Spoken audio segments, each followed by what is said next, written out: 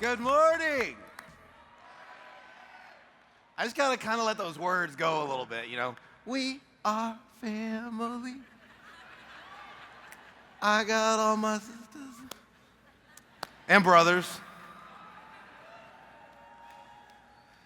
Oh man, what is it like to build such a big family? Man.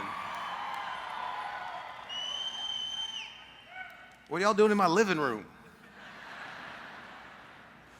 No. Just we're doing it.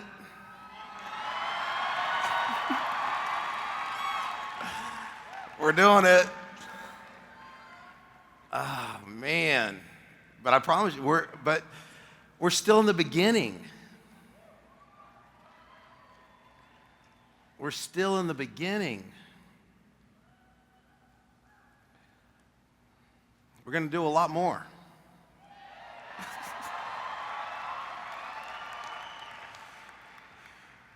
We do have big ideas. We do have big plans.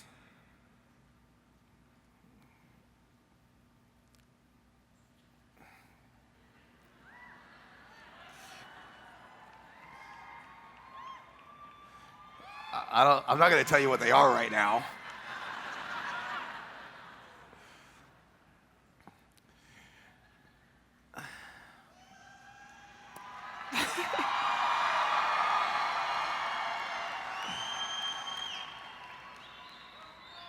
There's so much that we envision, and it will become real. It will become true.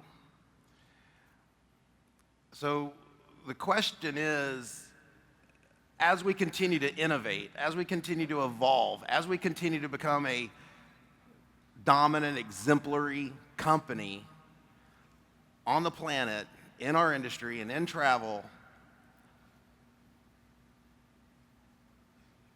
how are we going to be? How are we going to be with each other along the way?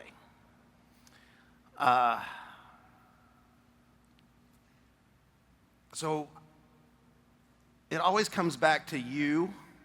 It always comes back to now. And are you doing your job? Are you running your race? So I want to just talk to you about what that looks like to me. This is how I think I'm going to be able to, serve you best today and provide value to you today. We're in Louisville, Kentucky. And, it's interesting that some people, that I looked up to from afar are from here. We got Muhammad Ali Boulevard right out here. And it's fun just to watch that persona come out. I am the greatest. I'll show you how great I am. And what was really cool is he's got, his museum of sorts here. And we have some WorldVentures people. And they're there, and he comes in for his 71st birthday at the end. And we get a picture with, our WorldVentures reps and Muhammad Ali with the "You Should Be Here" sign. That's cool.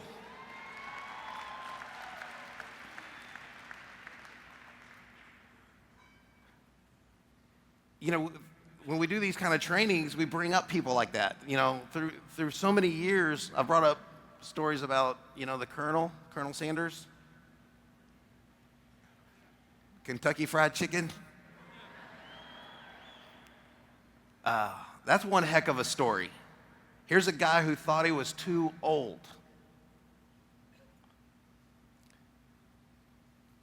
Gets that check from the government, says, "This ain't gonna do it. What do I have of value? What can I go out there and sell?"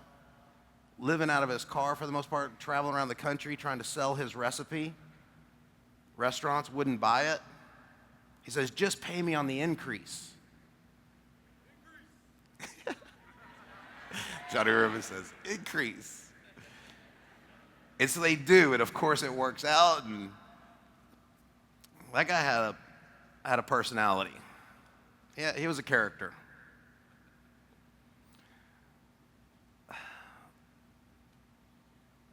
I don't want you to blend in.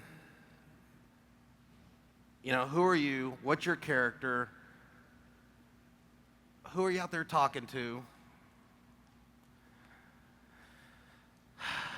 A real key to my success as a rep really was seeing more in other people than they saw in themselves. You know, it's when I met Jefferson and when I met Matt, Jeff Boff, buddy. I mean, these are just good people, hungry guys. And I knew I was willing to work hard, and I just wanted to do it with them.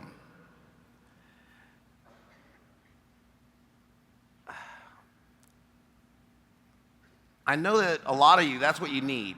You need somebody to latch on to you and believe in you. And you got to latch on back.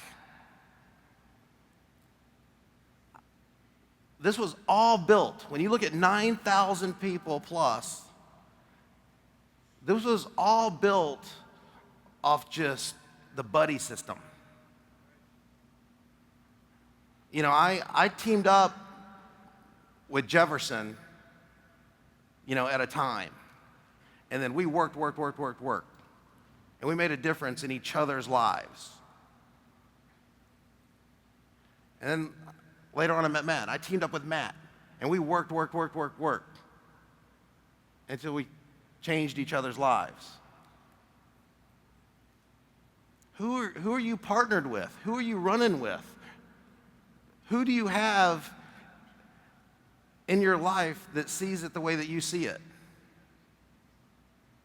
I'm happy you're here. I'm happy that I'm happy you're in the company. I'm happy that you're coming to trainings. But the world's big, right? There's a lot of things to go see. There's a lot of things to go do. And you want that, right?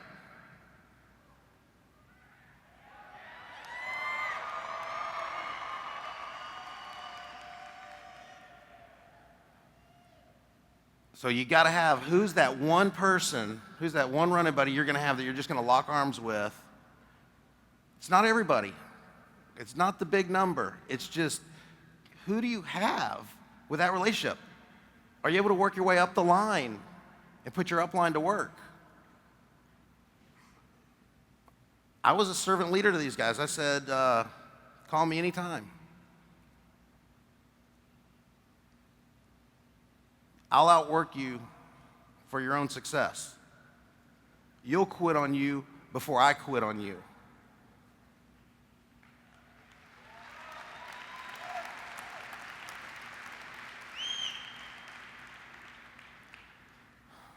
My favorite athlete from Kentucky, 5 foot tall, 1,200 pounds, Seabiscuit.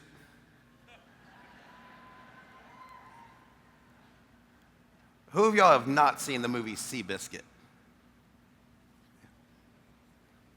Let me walk you through it. You could become a pro networker watching some movies. Like Rudy. Remember the Titans? Rudy's kind of how you got to be. Remember the Titans is how we got to be. But Seabiscuit from Kentucky. Do you have this in you? Do you have it in you? Like when they, in the movie, describe Seabiscuit, he's going to take on War Admiral. And on paper, War Admiral has all the credentials. This horse looks unbeatable. I mean, just big beauty of a horse. And Seabiscuit had these little legs, this big body, losing all his races. They had all written him off. This one owner comes in and buys him. The owner lost his child, was hitting bottom emotionally, needed that positive distraction in life, got into horse racing. He didn't pick the horse. The owner picked the trainer, and then the trainer picked the horse. This guy, Tom Smith, that was the trainer, had no people skills whatsoever, no communication skills, but he knew horses. He says, you know, I looked at this horse, and that horse kind of looked back at me and gave me a nod. He said he knew that horse had personality. This horse, nobody could mess with this horse. Nobody could touch it, do anything. It was just ornery as all get out.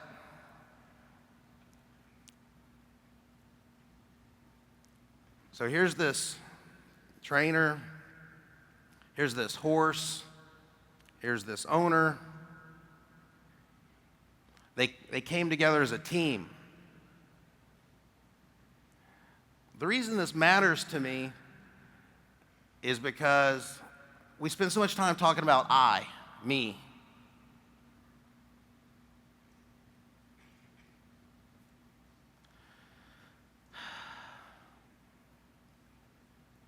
They won.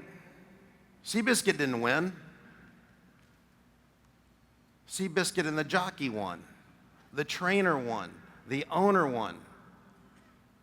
It was a team. And when you understand this story and you see how these unique people and this animal came together and they won together, you start recognizing, how can I apply this in my life, into business, and how do I respect other people around me who aren't necessarily like me, but are a part of a winning team? So it is about you. It is about who you're going to partner with. It is about what you're plugging into. But Seabiscuit didn't like anybody. They needed a rider. This guy, this jockey, is also losing all his races. He goes through all the barns. Nobody will let him ride their horses. I mean, the guy's just got a track record of losing. And the last stall is Seabiscuit. And Seabiscuit can sense something about this jockey, this guy, that's too big to be a jockey. And there's this connection. And it's interesting in how it works in the world that when you start thinking internally and in your heart and everything about what you want, that the world can start lining up stuff and people and everything to just come. And you got to look for these little miracles and look for these little opportunities. But this trainer witnesses this horse take to that one guy. And he sees that bond, he sees that relationship. And even though on paper this jockey looks terrible, on paper this horse looks terrible,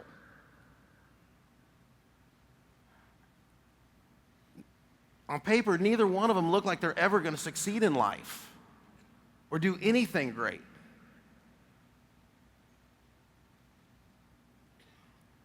Can you relate?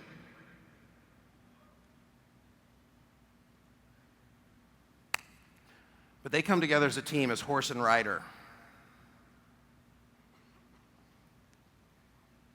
And you got to see this movie.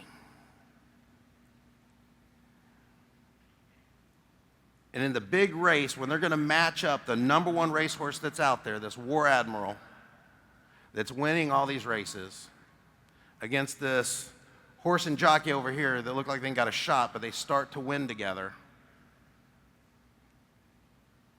because the trainer believed in them, the owner believed in them, and they're all playing a role. The owner used to take the horseshoes after the race of Seabiscuit and turn them into ashtrays and send the ashtrays to the reporters. And so Seabiscuit is in the news. That owner was kind of doing his job, stirring the pot, making something happen, pressuring to create this race. He had a vision of these horses coming together and creating this race. But he had to go stir it up. He was doing his job.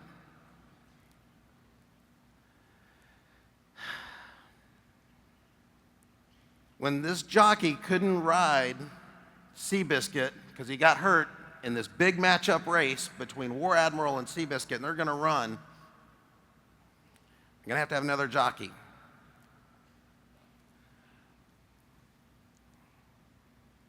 This winning jockey, very experienced winning jockey, is about to ride a horse that looks like a loser. He's thinking, this is going to be my loss. Looks like a good horse. He asks for advice. And he says, let me tell you the nature of this horse. When it's go time, pour on the gas. Let him out. Let him go. But when he's out in front, they're coming around, slow him up. Let him see that other horse. Let him get eye to eye. When that horse looks another horse in the eye, he finds a whole other gear. It's go time.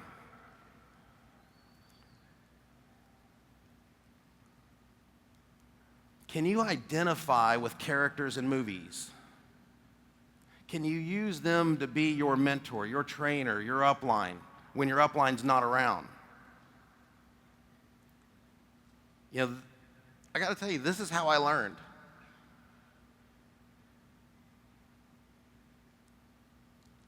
When I was in the Marine Corps,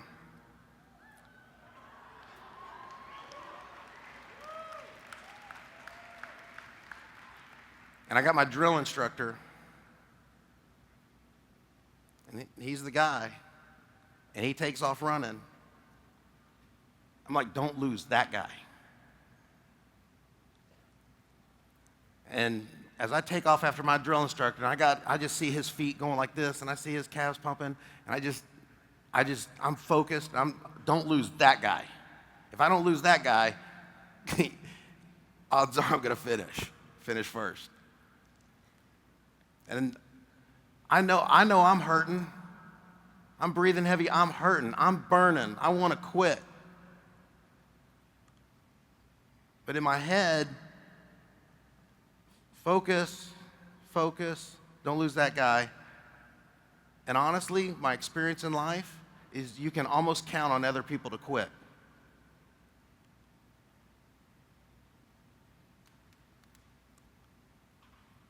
I tell you this as a group,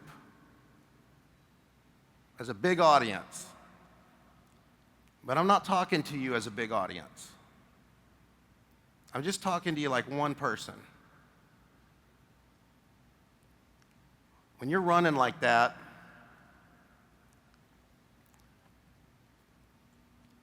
every one of these leaders will tell you, when they get up on this stage and you recognize them for hitting RMD and above, and you're seeing the success that you didn't see,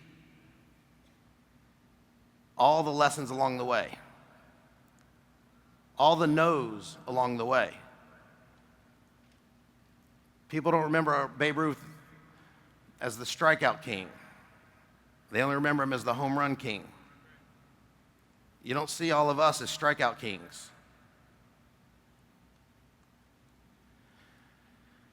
But it's that internal fortitude that Zoe exemplified, of doing it over and over and over and over again, and then being seen now as the home run king.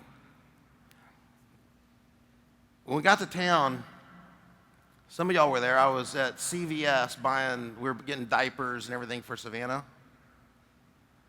and little groceries for our room. And there was the checkout girl that we went to. And her name was Jazz. And she had this great attitude. And I'm just playing with her as she checks us out. Just talking to her. Just getting a sense of her as a person. But I notice a good attitude when I see one. And I want a person like that on my team. I'd rather have her on our team than the CVS team.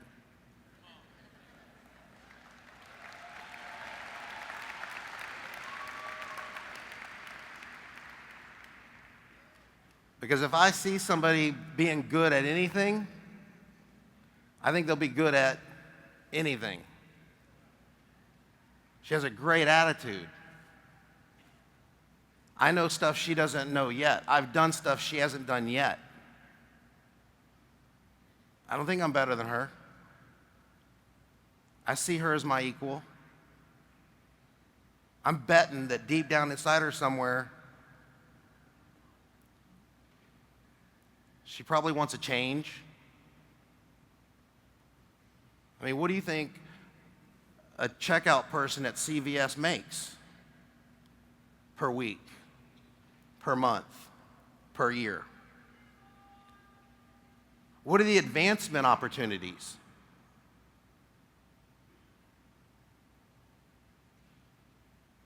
If I feel like I've spent a lot of years learning and being in the trenches and doing it and getting all this in there, don't I believe that I could help that person or change their life? And I do mean me. I could. Once you get all that knowledge, you can provide some guidance, some coaching, and some things like that, yeah. But I can only help her so much without a vehicle, an opportunity. Does that make sense? So what about when I meet a quality person like that with a great attitude, and I've been preparing myself for years and years and years, and then we've been building a very unique and special opportunity, and then I show up with both of those. Yeah, do I believe that me plus this can change her life dramatically? At that time, I'm not looking for everybody. I'm looking for this one. And then I'm going to ask. I'm going to show it to her. I'm not a salesperson. I'm not trying to sell you anything.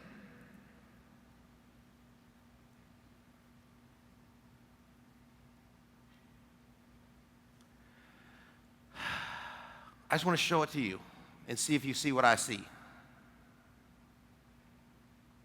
So she had this great personality. She had this great attitude. So then we step aside, take our things. I watch how she handles the next customer. Same thing. Same great personality, same great attitude.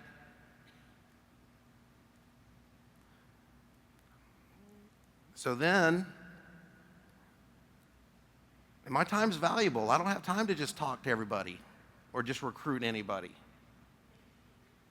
You learn how to notice. You learn how to see. You learn how to be selective. So I go back to her. I interrupt her. I don't know if her boss is around. There was another lady there, and I thought it might be her boss. I'm like, give me your email address.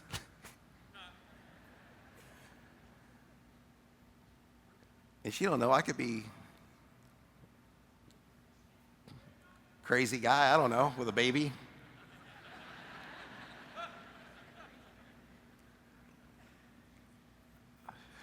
She's like, why? Because you have a great attitude. That's what I told her. She's like, why?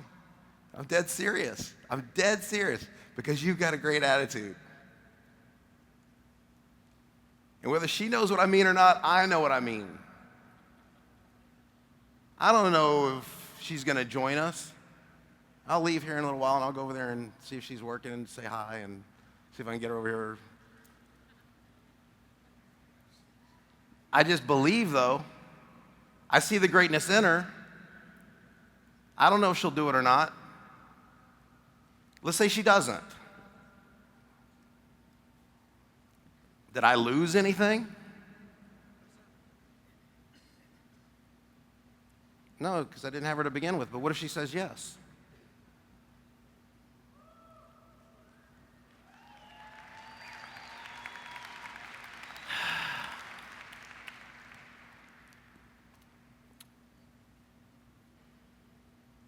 I like the fact that if I never talk to her again, or see her again, or recruit her if she joins or not,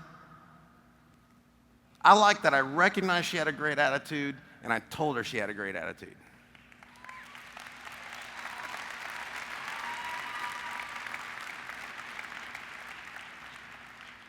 And maybe her day is a little brighter.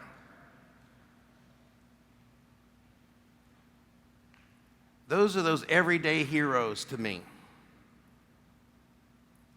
Those are the Seabiscuits of the world to me. I don't think she knows that she's probably like Seabiscuit, that there's that champion inside. But she needs a team to rally around her.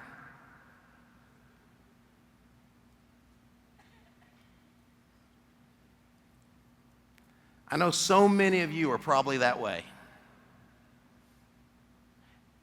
And the reason I tell you all this is because it's important to me that you run your race. By definition, there can only be one fastest person to RMD or IMD. By definition, there can only be one top money earner.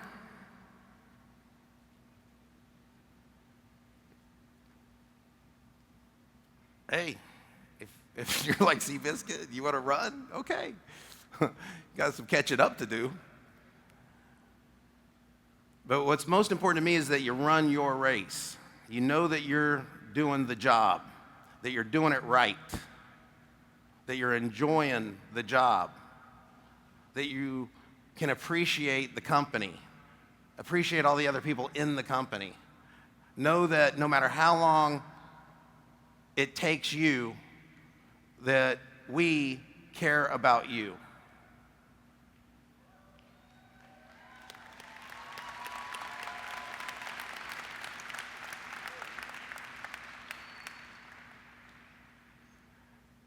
That we're glad you're here.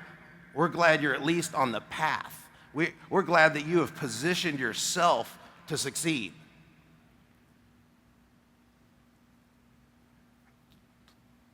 Do we think you should do it faster than slow?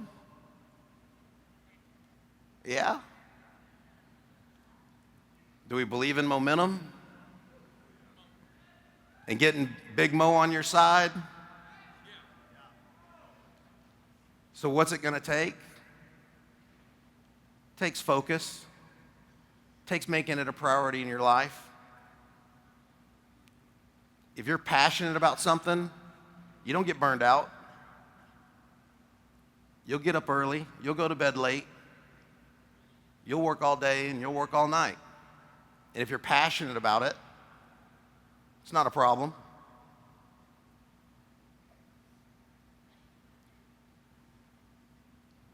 One thing that I built my business on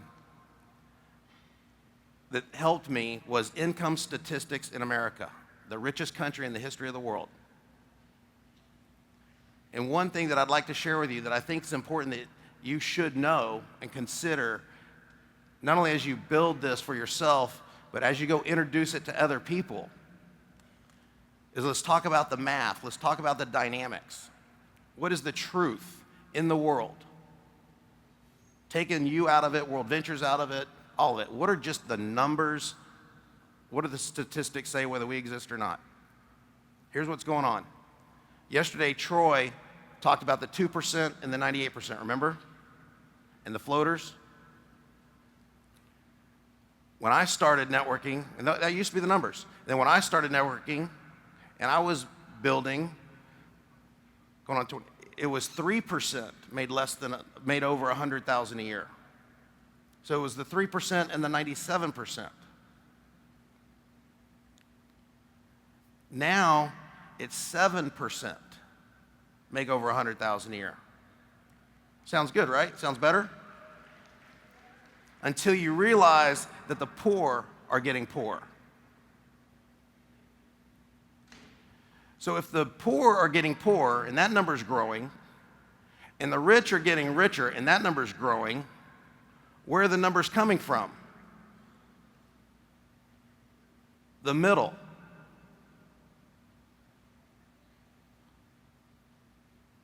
What group are you in life outside of WorldVentures?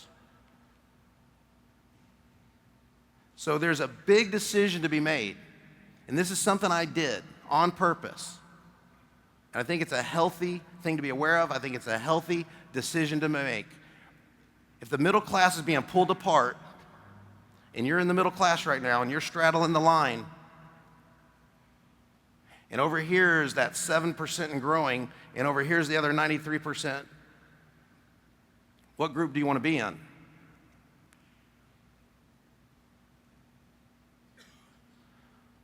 So let's say you make it into that group making over 100,000 a year.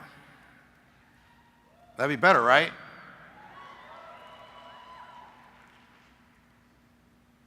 Does that make you a better person? Does it make you better than anybody else? No, of course not.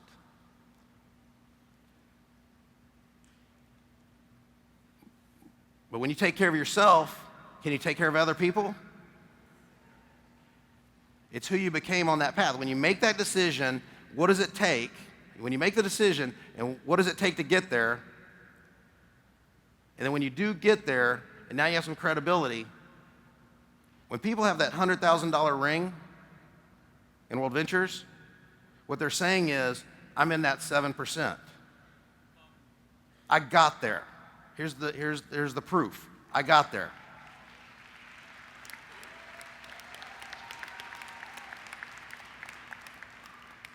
And the only reason I got there is because I helped other people. I learned, and now I feel like I'm in a position to help you. Do you want to get here too? Do you want to be in this group? Why is this important? Just because quality of life. Does anybody have a goal to be average? Or have an average ho-hum life? No.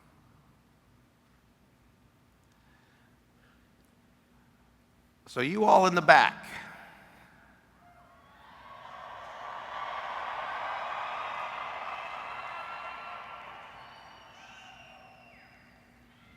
You have to know that you can make a difference.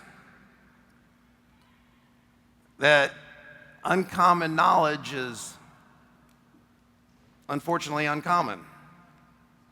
But when you invest the time and the money to be here and you get uncommon knowledge from all the great trainers that we have, you are unique, you are special, you are a leader. You're going to leave here and you're going to go back home and you're going to go talk to these strangers.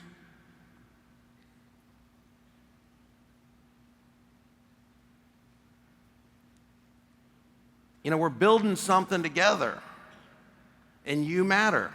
You being here getting this knowledge matters. I want to know, what is it that we're going to co-create together? In the Marine Corps, they say a chain is only as strong as its weakest link.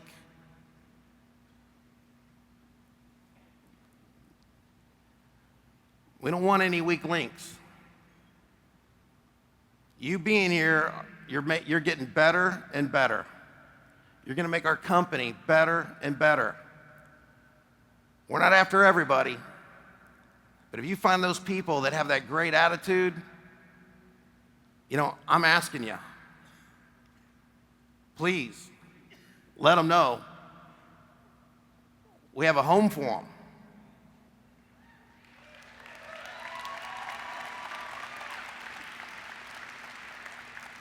There's a company out there that just gets that about you and that has a home for you,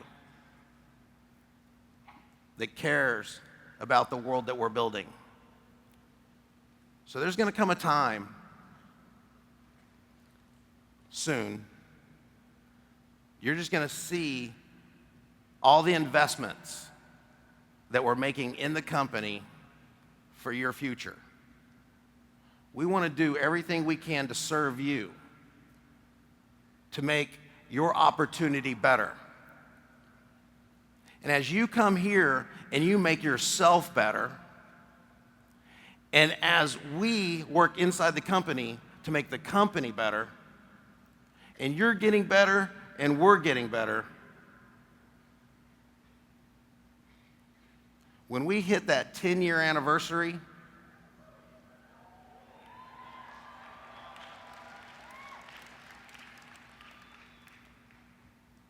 this company is not going to look like anything else out there. Nothing on the planet to compare it to.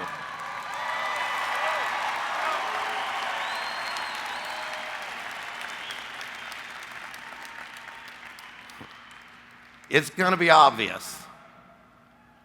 It's going to be obvious. So I need you to be thinking like that you are preparing yourself to be the foundation of this company that is spreading around the world, that is planning for worldwide growth and support. And you're going to get a flavor of that later on today. But I'm so proud of what we've done in the United States. I'm extremely excited to see what's going on international and around the world. I love that the dream is becoming reality, where we're becoming friends with all of our WorldVentures representatives in other countries.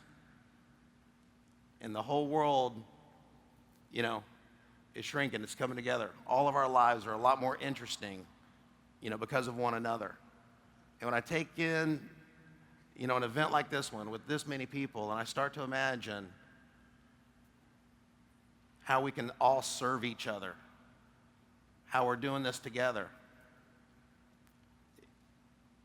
it's unique, it's special, and we have to appreciate it, because I've had it and I've not had it. And when you got something this good in your life right now, what if it didn't exist? But it does. And so for that, I'm grateful. Thank you.